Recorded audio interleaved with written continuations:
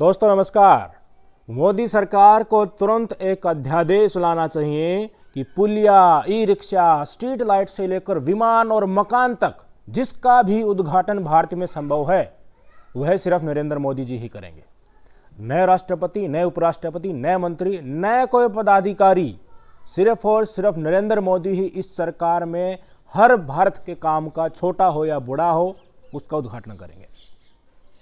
इसी रविवार 28 तारीख को नई संसद का उद्घाटन है, लेकिन इस उद्घाटन में न कांग्रेस जा रही है, न आम आदमी पार्टी जा रही है, ना ममता बनर्जी की टीएमसी और ना ही एनसीपी, आरजेडी, डीएमकी जैसी जो मुख्य विपक्षी पार्टी हैं वो जा रही हैं। कुल 20 राजनीतिक दलों ने नई संसद के उद्घाटन का बाकायदा एक लेटर लिखकर बहिष्कार कर दिया। आज आलम यह हो चुका है कि इस पूरे मामले पर लगभग पूरा विपक्ष एक ही सुर में बोल रहा है और इसका विरोध कर रहा है। तो ऐसे में यहां सबसे बड़ा सवाल यही है कि आखिर क्यों प्रधानमंत्री मोदी के बुलावे के बाद भी विपक्षी दलों ने नए संसद के उद्घाटन में जाने से इनकार कर दिया। क्यों नई संसद का विरोध हो रहा है और क्यों नई संसद की इमारत को लेकर इतना सियासी घमासान मचा हुआ है। दोस्तों, ये वाकई बहुत हैरत की बात है कि मोदी सरकार ने नई संसद का उद्घाटन उस दिन करने का फैसला लिया है जिस दिन विनायक दामोदर सावरकर का जन्मदिन है। वही सावरकर जिस पर गांधी जी की हत्या कराने के आरोप हैं और गिरफ्तारी भी उनकी की गई थी, कोर्ट में केस चला था। जेल में जाने के बाद जिसने कई बार अंग्रेजों से माफीनामा मांगा था और कहा था कि मुझे छोड़ दीजिए, मैं आजीवन स्वतंत्रता आंदोलन से किनारा कर लूंगा, और बाद में उन्होंने किया भी था। वो सब कुछ लिखित में है, माफीनामा में लिखित में है। अगर सही मायने में सम्मान के साथ उद्घाटन करना चाहते हैं हमारे मोदी जी, तो हमारे स्वतंत्रता सेनानियों और संविधान निर्माताओं के जन्मदिन पर उन्हें यह काम करना चाहिए था। अंग्रेजों से माफी मांगने वाले के जन्मदिन पर क्यों कर रहे हैं? आज बड़ी बात यह है साथियों कि मोदी सरकार ने इसी दिन को आखिर क्यों चुना है। इसके पीछे मोदी का कौन सा षड्यंत्र छिपा है वो आपको जान लेना चाहिए। सवाल यह भी है कि आखिर क्यों सावरकर को लोकतंत्र का हीरो बनाने की कोशिश मोदी सरकार कर रही है। क्या सावरकर के जन्मदिन पर नई संसद का उद्घाटन करके मोदी जी नई पीढ़ी को यह बताने की कोशिश कर रहे हैं कि माफी वीर सावरकर ही महान थे और स्वतंत्रता सेनानियों ने इस देश की आज़ादी में कुछ किया ही नहीं? जो चिट्ठी लिखकर अंग्रेजों से माफी मांगते थे उन्होंने ही हमें आज़ादी दिलाई है। ये सवाल और भी ज़्यादा मायने तब रखने लग जाता है जब पहले से ही मोदी सरकार ने एनसीईआरटी की किताबों से गांधी की हत्या और गोडसे वाले अध्याय को खत्म कर दिया था। मान लिया कि बीजेपी का जन्म ऐसी संस्था से हुआ है जिसकी स्थापना में सावरकर का योगदान था, पर अपने फायदे के लिए आपको हमारे वीरों का अपमान करने का हक किसने दिया है? ऐसी आप सारी कड़ियों को मिलाते जाएंगे, एक टेबल पर रखेंगे, तो आपको पता चलेगा कि एक बड़ा कारण सावरकर का जन्मदिन भी है, जिसकी वजह से नई संसद का उद्घाटन का जो दौर है, जो समय है, जो तरीका है, उसका विरोध हो रहा है। दूसरा, आप सभी जानते हैं कि भारत में संघीय शासन व्यवस्था है जिसमें विधायिका के मौजूदा स्वरूप को संसद के नाम से जाना जाता है। भारत में भी ब्रिटिश शासन प्रणाली के अनुरूप संसदीय शासन प्रणाली लागू है। भारतीय संविधान के अनुच्छेद 79 में साफ साफ लिखा हुआ है कि संसद के 3 अंग हैं, राष्ट्रपति, राज्यसभा, लोकसभा। ऐसे में नई संसद का बहिष्कार करने का एक बड़ा मुद्दा यह भी है कि देश में राष्ट्रपति द्रौपदी मुर्मू को पूरी तरह से संसद के उद्घाटन से दरकिनार कर दिया है। यानी कि नए संसद के उद्घाटन में महामहिम देश की राष्ट्रपति द्रौपदी मुर्मू, प्रथम नागरिक देश की, उनको न्योता नहीं दिया गया है। इस पर विपक्ष का कहना है कि राष्ट्रपति के बिना उद्घाटन करना ना सिर्फ महामहिम का घोर अपमान है बल्कि हमारे लोकतंत्र पर गहरा हमला भी है। विपक्ष ने उद्घाटन का बायकॉट करते हुए एक साझा बयान जारी किया। आप अपनी स्क्रीन पर देख सकते हैं विपक्ष ने क्या कुछ इस चिट्ठी में लिखा है, वो सारी चीज़ इसमें है, आपकी स्क्रीन पर क्लियरली देख रहे होंगे। विपक्ष कहना चाहता है कि उद्घाटन का हक सिर्फ और सिर्फ महामहिम राष्ट्रपति का है, लेकिन प्रधानमंत्री जी उनका इस तरह से तिरस्कार क्यों कर रहे हैं। जहां आज पूरा विपक्ष राष्ट्रपति के सम्मान में खड़ा है, तो वहीं दूसरी तरफ भारतीय जनता पार्टी राष्ट्रपति को किनारा करते हुए विपक्ष के वाजिब सवालों का जवाब देने के बजाय देश की जनता को एक सुनियोजित तरीके से बरगलाने की कोशिश कर रहा है। बीजेपी प्रवक्ता संबित पात्रा ने ट्वीट कर कुछ उदाहरण पेश करके विपक्ष पर तंज कसा है। मैं चाहता हूं उनके ट्वीट को अच्छे से देखें और एनालिसिस करें। आपकी स्क्रीन पर देखिए, संबित पात्रा ने लिखा है कि विपक्ष ने नए संसद भवन के उद्घाटन का बहिष्कार करने का ऐलान किया है क्योंकि पीएम मोदी इसका उद्घाटन करने वाले हैं। वे हवाला दे रहे हैं कि केवल राष्ट्रपति, राज्यपालों को ही संसद, विधानसभा भवनों का उद्घाटन करना चाहिए। लेकिन असल में उनके पाखंड को उजागर करने वाले कई उदाहरण ये संदीप पात्रा लिख रहे हैं। पात्रा ने कुछ उदाहरण भी सामने रखे और विपक्ष से कुछ सवाल किए हैं। सवाल नंबर 1 है, पूर्व प्रधानमंत्री जवाहरलाल नेहरू ने कर्नाटक विधानसभा की नींव रखी थी, कर्नाटक के राज्यपाल ने इसका उद्घाटन क्यों नहीं किया। सवाल नंबर 2, पूर्व प्रधानमंत्री इंदिरा गांधी ने 1981 में महाराष्ट्र विधानसभा का उद्घाटन किया था, उन्होंने उस कार्यक्रम का बहिष्कार क्यों नहीं किया। सवाल नंबर 3, पूर्व प्रधानमंत्री राजीव गांधी ने 1987 में संसद पुस्तकालय भवन की नींव रखी थी, उस कार्यक्रम का किसी ने बहिष्कार नहीं किया, ऐसा क्यों। ये संबित पात्रा जी पूछ रहे हैं। ट्वीट पर ट्वीट करते हुए संबित पात्रा ने कई सारे सवालों के जरिए विपक्ष को निशानों पर लिया है और बताया कि किसका कद छोटा और किसका बड़ा है। ये कोशिश की है बताने की उन्होंने। ऐसा ही केंद्र का बचाव करते हुए हिमंता बिस्वा शर्मा ने ट्वीट किया है। लिखा है कि पिछले 9 सालों में 5 गैर भाजपा या विपक्षी राज्य सरकारों ने नए विधानसभा भवन का या तो शिलान्यास किया है या उद्घाटन किया है। सभी का मुख्यमंत्री या पार्टी अध्यक्ष ने शुभारंभ किया। एक भी उदाहरण नहीं है जिसमें राज्यपाल या राष्ट्रपति को आमंत्रित किया गया हो। ठीक इसी तरह से साथियों, बीजेपी IT सेल के हेड अमित मालवीय ने मोदी जी के समर्थन में ट्वीट किया है। लिखा है कि छत्तीसगढ़ में विधानसभा शिलान्यास के समय गवर्नर अनुसुईया उइके जी थी, मध्य प्रदेश के छिंदवाड़ा से आती थी, जनजातीय समाज से है, उनका नाम शिलापट पे नहीं है, अपितु सोनिया गांधी और राहुल गांधी का नाम अंकित है। सोनिया और राहुल गांधी मात्र सांसद हैं, फिर किस प्रोटोकॉल के अंतर्गत उनसे भूमि पूजन करवाया, गवर्नर को क्यों नहीं बुलाया। यह अमित मालवीय लिख रहे हैं। वो वही अमित मालवीय जो सारे दिन झूठ परोसते रहते हैं, देश की जनता को बेवकूफ़ मानते हैं, कुछ भी सारे के सारे दिन सोशल मीडिया पर लिख देते हैं जिसका कोई आधार नहीं होता। अब इन तीनों बीजेपी नेताओं के ट्वीट को देखने के बाद अब यहाँ आप ये समझिए कि किस तरीके से पूरी भारतीय जनता पार्टी नए संसद पर उठ रहे सवालों का जवाब एक प्रोपेगेंडा के तहत दे रही है। विपक्षी पार्टियों ने कहीं पर यह नहीं कहा है कि विधानसभा का उद्घाटन राज्यपाल को करना चाहिए। संसद के उद्घाटन को विधानसभाओं के उद्घाटन से उलझाकर उठ रहे सवालों को दबाने की नाकाम कोशिश बीजेपी के ये नेतागण कर रहे हैं। और हैरानी की बात यह है कि सिर्फ बीजेपी नेता ही नहीं, खुद सत्ता के तलवे चाटने वाली गोदी मीडिया भी इसमें शामिल है। एबीपी न्यूज की पत्रकार रूबिका लियाकत गला फाड़ फाड़ कर बीजेपी के प्रोपेगेंडा को सही ठहरा रही है। सुनिए। बीजेपी का भोजपुर जाना है आप लोगों को। संवैधानिक अब क्यों नहीं है संवैधानिक? पहले था, अब क्यों नहीं है संवैधानिक? अरे भाई आपको पता ही नहीं है। अरे 2004 से पहले क्यों नहीं था संवैधानिक?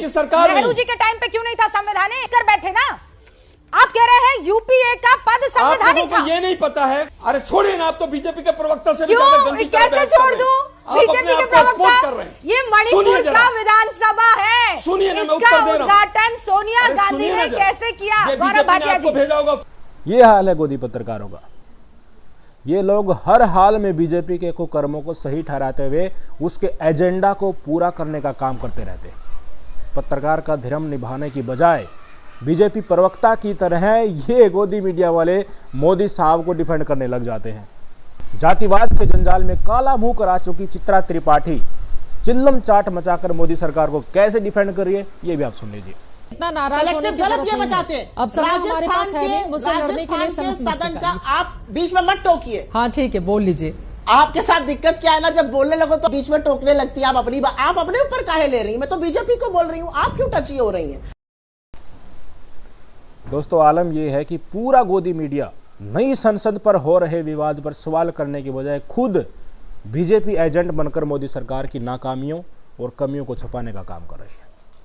वो तमाम भाजपाई नेता जो किसी समय गला फाड़ फाड़ कर माफी मांगो Sonia Gandhi, apologise to the nation, माफी मांगो सोनिया गांधी चीखते थे, पता नहीं आज वो किस बिल में जाकर छुप गए। याद कीजिए वो दौर जब अधीर रंजन चौधरी की हिंदी कमजोर होने की वजह से उन्होंने मिस प्रोनाउंसिएशन कर दिया था, बाद में उन्होंने गलती भी मांगी थी।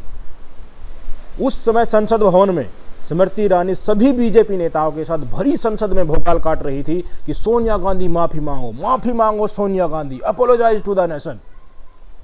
आज जब आदिवासी महिला राष्ट्रपति का अपमान खुद मोदी जी कर रहे हैं तो कहां गए वो सारे बीजेपी लीडर जिन्हें पिछले दिनों राष्ट्रपति द्रौपदी मुर्मू जी का अधिकारों की चिंता थी। इस देश में आज कुछ भी होता है वो बीजेपी वालों के लिए अलग से लागू होता है, पूरे विपक्ष और आम जनता के लिए वो चीज़ अलग से लागू होती है, चाहे वो कानून हो या अध्यादेश हो या कोई भी घटना हो या उसके रिजल्ट हो। इसके अनेकों उदाहरण हैं, मुझे बताने की ज़रूरत नहीं है। मेरा सीधा सवाल बीजेपी नेताओं और गोदी पत्रकारों से है, कि भाई आज आपको विधानसभा और संसद भवन का उद्घाटन करने में क्या कोई फर्क नजर नहीं आता? संसद की लाइब्रेरी और एक पूरी नई संसद का अनावरण करने में कोई फर्क नहीं नजर आता आपको? भारत की संसद पूरी दुनिया में भारत का प्रतिनिधित्व करती है। एक राज्य की विधानसभा पूरे देश को रिप्रेजेंट नहीं करती। पूरी दुनिया में भारत को मदर ऑफ डेमोक्रेसी बताकर ढोल पीटने वाले मोदी जी आज क्यों भूल गए कि लोकतंत्र संविधान और लोकराज से चलता है और संविधान की मुखिया भारत देश की प्रथम नागरिक राष्ट्रपति श्री द्रौपदी मुर्मू जी है। पर आज तक देश के लिए कुछ नहीं किया, तो इस बिल्डिंग के सहारे ही वोट बटोरने का इरादा बीजेपी का जो यहाँ पर वो साफ झलक रहा है। जो आदमी डाकिए और रेल मंत्री का काम भी खुद ही करता हो, वो भला राष्ट्रपति को नई संसद का उद्घाटन कैसे करने दे सकता है?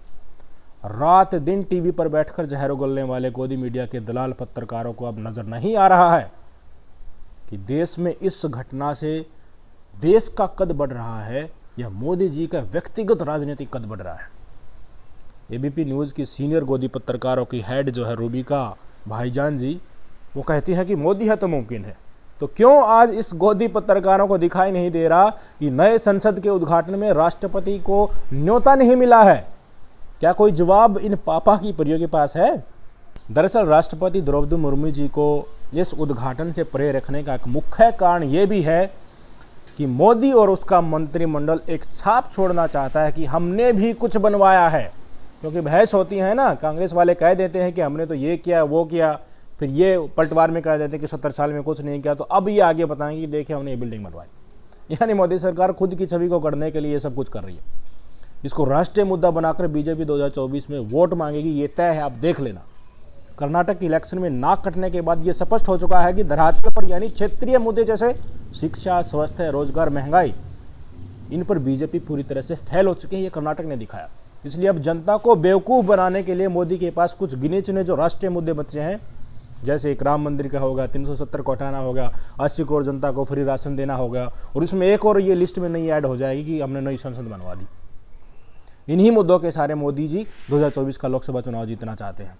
और आने वाले समय में बताएंगे कि देखिए हमने तो थोड़े से पैसों में ये बना दी है। कांग्रेस का समय होता तो उससे 4-5 गुना इसमें पैसे लगते, भ्रष्टाचार हो गया होता, घोटाला हो गया होता, कोर्ट में केस चल रहा होता। इस तरह की कवायतें चलेंगी, आप देख लेना आगे आगे। और हकीकत ये है कि आज भारत की जनता मोदी साहब और इस सरकार के जुमलों को समझ चुकी है। जनता की आवाज़ को विपक्ष भी समझ रहा है, इसलिए चीख चीख कर मोदी साहब के कानों तक आवाज़ पहुंचा रहा है कि जिस हवा में आप उड़ रहे हैं उससे नीचे उतरिए, रोती बिलखती जनता की गुहार सुनिए।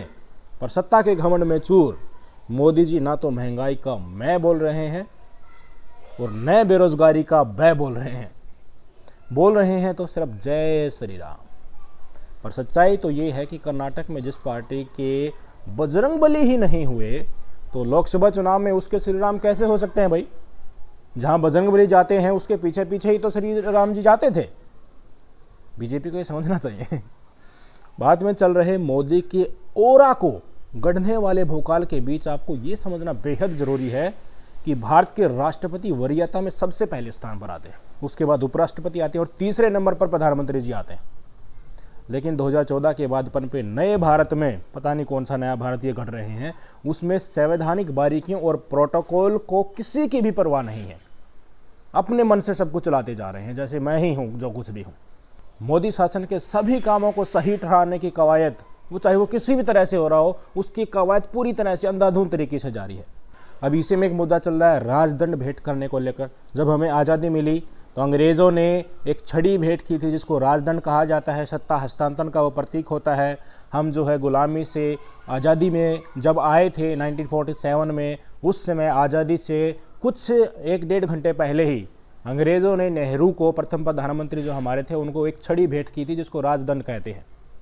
उसको लेकर अब फिर से चर्चा शुरू हो गई है। मोदी जी उस छड़ी को अब खुद लेंगे नई संसद में और उसको संसद भवन में रखेंगे। भाई अंग्रेजों की चीज़ें तो आपको वैसे ही पसंद नहीं थी। आप कहते हैं, अमित शाह जी कहते हैं कि इतिहास तो अंग्रेजों के चश्मे को लिखा गया है। योगी जी भी कहते हैं कि हम सब कुछ बदल देंगे, मुगलों और अंग्रेजों का कुछ नहीं छोड़ेंगे। पर अंग्रेजों और गुलामी की प्रतीक की छड़ी को आप किस लिए लेकर आ रहे हैं भाई? क्या आप ये दिखाना चाहते हैं कि लोकतंत्र से अब हम राजशाही में जा रहे हैं, हम ही राजा होंगे, इसलिए हम इस छड़ी को नई संसद में रख रहे हैं? इतनी अच्छी होती, इसके गुण इसमें होते तो नेहरू जी इसको बताइए इलाहाबाद के म्यूजियम में क्यों रखवाते? कई महीनों तक मोदी सरकार ने इस छड़ी को ढूंढा, इस राजदंड को ढूंढा है कि ये कहाँ है। उसके बाद पता लगाया है और ये डिसाइड किया है कि 28 तारीख को अनावरण करेंगे, जब ये तमिलनाडु के कुछ लोग इसको लेकर आएंगे, फिर मोदी जी इसको लेंगे और लोकसभा स्पीकर को दे देंगे और लोकसभा स्पीकर के बगल में ये रखी जाएगी। तो क्या मोदी जी अपनी सारी शक्तियाँ लोकसभा स्पीकर को दे रहे हैं? इसके एक आईने से देखें तो अभी आप परखिए चीज़ों को, जो इनको फायदेमंद लगता है, जो अच्छा लगता है, वहीं सारी जनता को अच्छा मान लेना चाहिए और सही मान लेना चाहिए। अगर आवाज़ उठाई और विरोध किया तो आपकी कोई नहीं सुनेगा। सीधी बात है, आप गलत हैं। आपको गलत दिखाने के लिए, आपको देश विरोधी बताने के लिए बहुत सारी चीज़ें सामने निकल कर आ जाएंगी। सारा बीजेपी गैंग, पूरा ट्रोल मीडिया, गुर्गे इनके सारे सोशल मीडिया पर आपके ऊपर टूट पड़ेंगे कि आप गलत हैं। जिस तरह आज विपक्ष के ऊपर टूट कर ये पड़ रहे हैं, हजारों किलो बेवजह के निकाल कर सामने ला के आ रहे हैं, विपक्ष को गलत दिखाने की कोशिश कर रहे हैं। खेल पूरा ये है, आपको समझ लेना चाहिए कि अपनी छवि गढ़ने के लिए मोदी जी राष्ट्रपति जैसे गरिमा के पद को सरेआम ठोकर मार रहे हैं।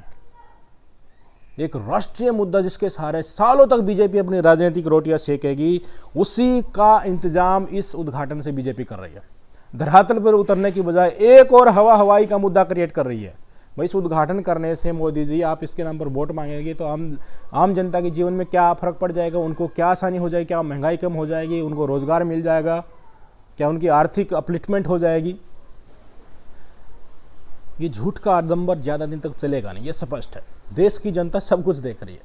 मोदी के ऊपर से विश्वास इस देश की जनता का इन्हीं क्रूर कदमों की वजह से घट रहा है, जिसमें वो खुद को सही मानते हैं, बाकी कोई भौके जाओ, कुछ भी कर लो, वो उनको नजरअंदाज कर देते हैं। विकल्प के रूप में जनता किसी को देख रही है जिसके ऊपर विश्वास किया जा रहा है, और विश्वास पर वो खरे भी उतर रहे हैं। आप समझ सकते हैं वो कौन हो सकता है। राजनीतिक करवट ले चुकी है, बस मौके का इंतजार है। तो कहीं धोखा ना हो जाए, इससे पहले मोदी साहब को इस देश की जनता को समझना चाहिए, कदर करनी चाहिए उनकी। क्षेत्रीय मुद्दों पर, डेली लाइफ के मुद्दों पर जिनसे आज देश की जनता त्रस्त है, उनके ऊपर काम करना चाहिए। नहीं तो घमंड में तो पता नहीं क्या क्या उड़ गया। इस देश ने बहुत सारे तानाशाह, राजशाह, पता नहीं क्या क्या देखे हैं। आखिर में जो जनता की भलाई के लिए ही रहता है वहीं टिकता है इस कुर्सी पर, नहीं तो ठोकर लगने में भी देर नहीं लगती। सोचिए आप, अपने व्यू भी बताइएगा। नमस्कार।